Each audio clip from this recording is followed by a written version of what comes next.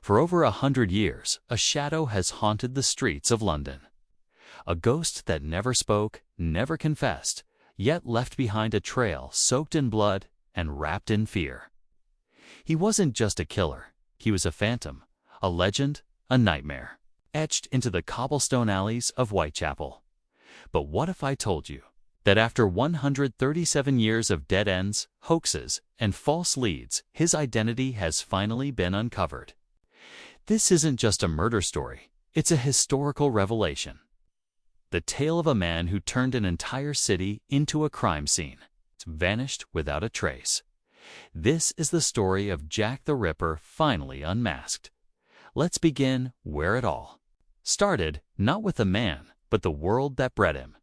London, 1888, in the East End, where the fog chokes the gaslights and the nights are longer than the days. There was a place called Whitechapel, notorious, decaying, packed with desperate souls and shattered dreams. It was a labyrinth of filth and fear where survival was measured in pennies and pints. Here, the gutters overflowed not just with sewage, but with stories. Immigrants fled persecution only to end up crammed in dark, collapsing tenements. Disease was as common as rain. Jobs were scarce, and justice, that rarely made it east of the Thames. Into this chaos stepped someone or something who would redefine the meaning of fear. Between August and November of 1888, 5 women were found butchered in ways no one could explain. Not just murdered, desecrated. The first was Mary Ann Nichols. August 31st, her throat slashed, her body mutilated with chilling precision. A week later, Annie Chapman, September 8th, killed and displayed like a grim warning. Whoever this was, it wasn't random. It was methodical, controlled, as if he knew exactly what he was doing. Then came the night that changed everything. September 30th. 2 victims in one night. Elizabeth Stride, killed swiftly, with almost no mutilation. Why, some believe he was interrupted. But then, just 45 minutes later, Catherine Edos. Her body told a very different story. Mutilated so violently, it shook even the seasoned detectives to their core. And then, the finale. Mary Jane Kelly, November 9th, found in her own room. The youngest victim, and the most brutally murdered of them all. These 5 women, poor, vulnerable, ignored by society, were turned into cautionary tales.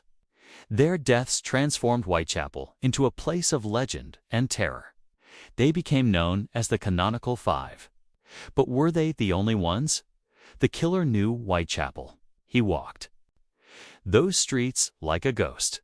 He vanished just as easily as he struck. No fingerprints, no footprints, no witnesses. Only speculation. The media, desperate for answers and even more desperate for sales, gave him a name, Jack the Ripper. A name pulled from a letter, possibly a hoax, signed in a flourish of blood-red ink. Whether real or not, it worked. The city trembled. The press turned him into a monster. But behind the headlines, the city crumbled in fear. The murders exposed deep cracks in Victorian England: inequality, institutional failure, and a seething rage that boiled under the surface. The poor were blamed, immigrants were demonized, and the police, helpless. The law couldn't keep up.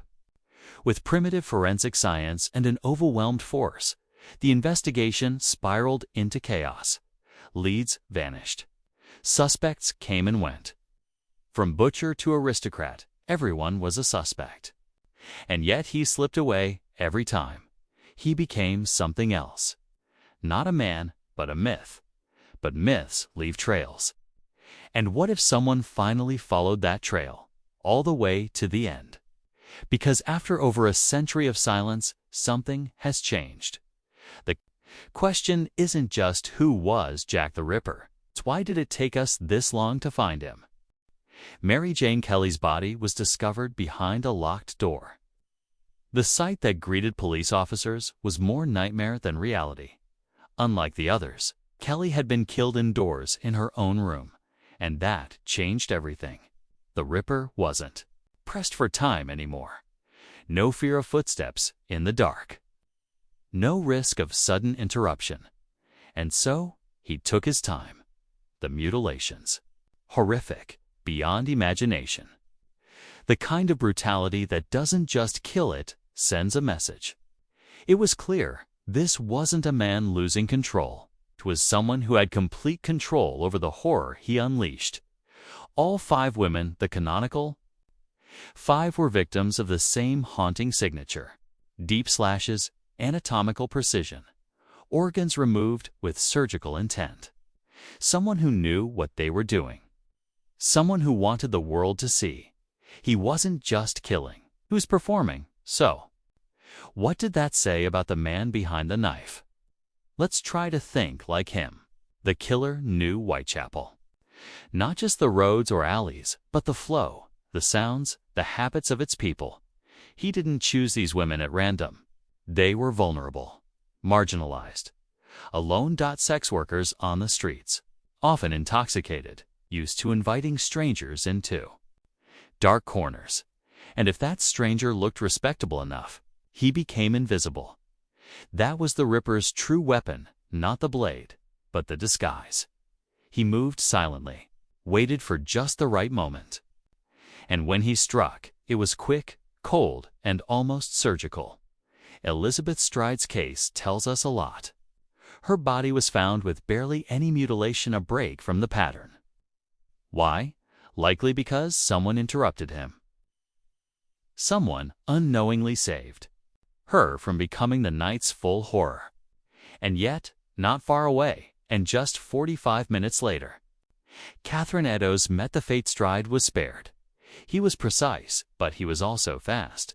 And that meant planning, escape routes, quiet corners. A mind that operated like a hunter, always one step ahead. Each murder took place within a small radius. A few minutes' walk. A hunting ground he knew like the back of his hand. Some noticed he struck on weekends, or near the end of the month. Was it part of a twisted ritual? Or simply when he had time off from a day job? Either way, he vanished. Into darkness every single time. No blood trail. No eyewitnesses. No one ever saw him run. He may have been calm, clean, methodical. Almost like he was used to blood. And that's when the whispers began. Was he a doctor, a butcher, a medical student? Or worse, someone with access to both victims and privilege? Some even believed the killings were symbolic, ritualistic. The removal of specific organs, like the uterus or kidneys, pointed to something deeper than rage. A message, a fixation. It's misogyny, wrapped in precision. And that's where it gets truly chilling. The idea that the Ripper's crimes weren't just acts of violence, but statements made in blood. The police, they were desperate. Led by Chief Inspector Frederick Aberline, they scoured the city. But the world they were in wasn't built to catch men like this. Fingerprinting didn't exist. DNA was a science fiction dream. The crime scenes were chaos.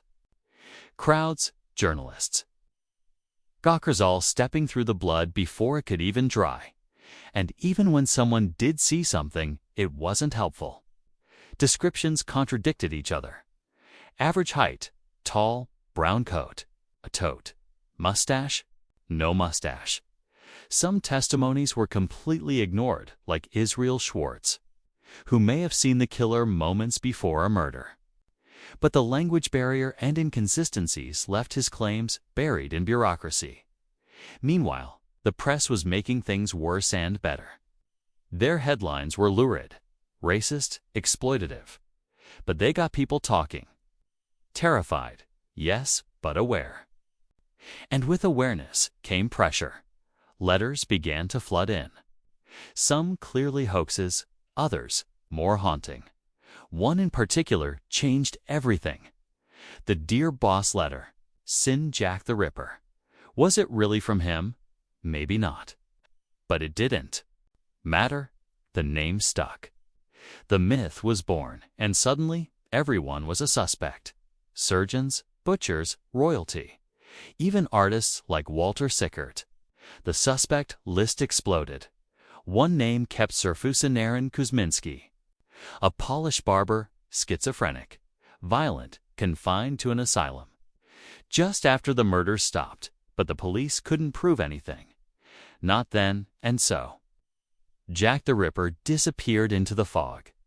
Untouched, unknown, undefeated for over a century. Until now, because science has a long memory and, recently, it spoke. Historian Russell Edwards began a journey to finally pierce the veil.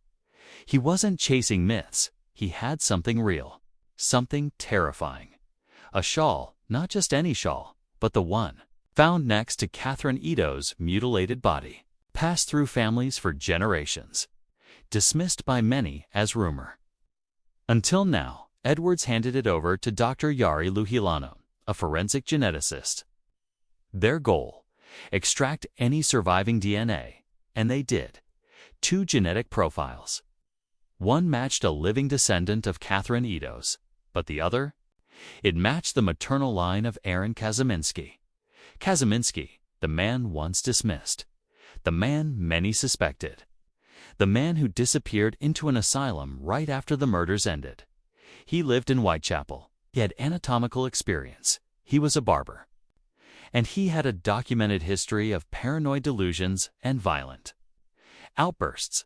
But more importantly, his DNA was on the shawl.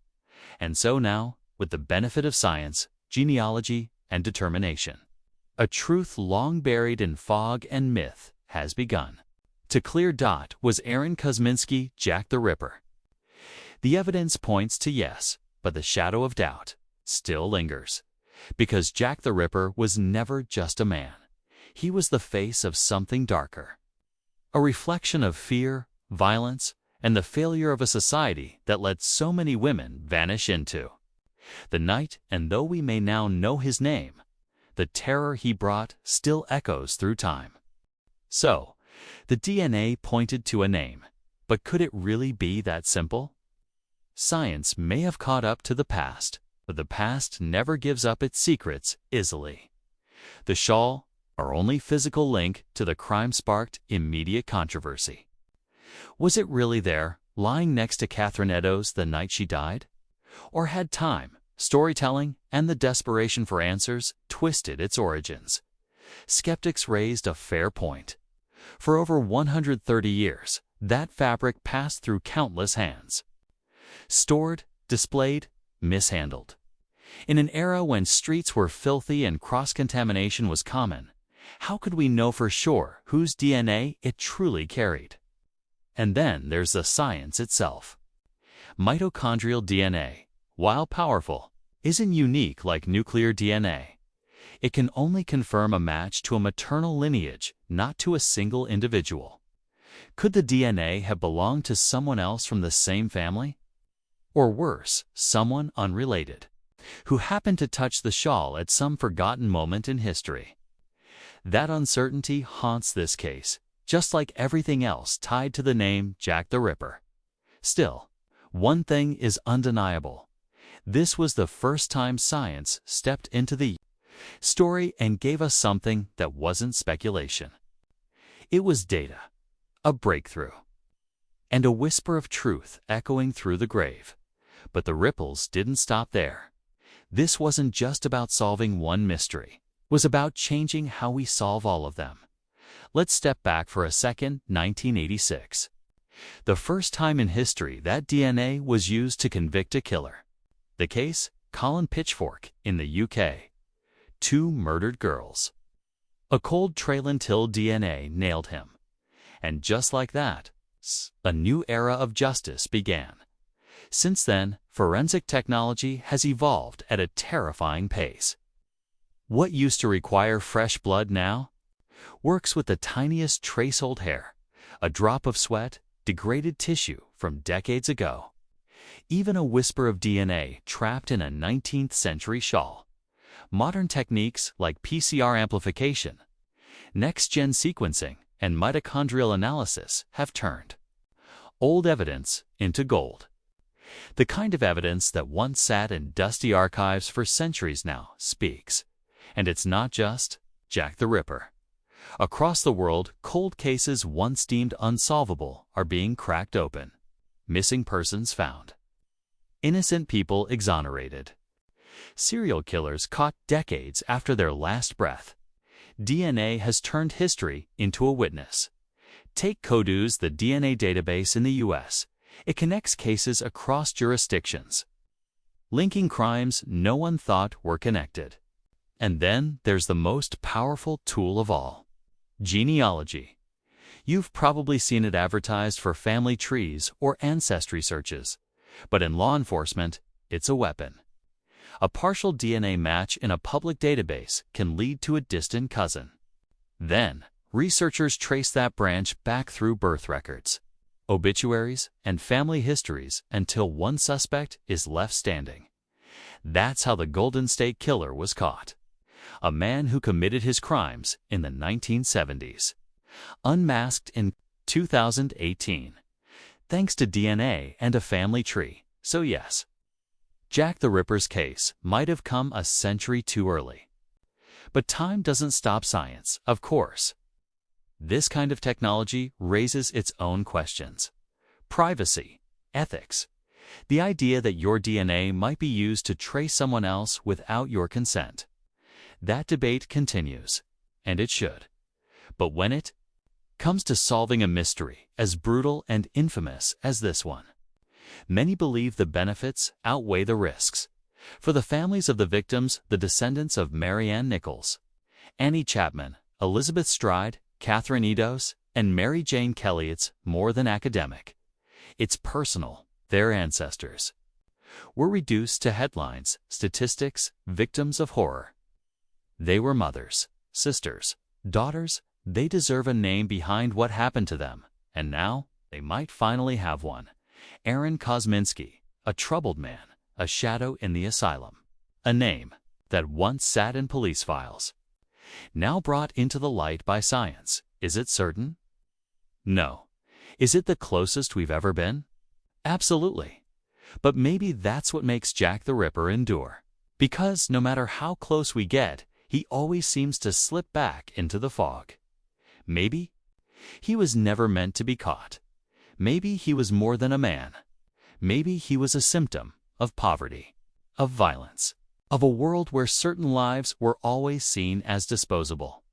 But now, 137 years later, we do have something. Not just a suspect, a warning, a legacy, and a reckoning. Because monsters like Jack the Ripper don't just live in the past. They evolve. They adapt.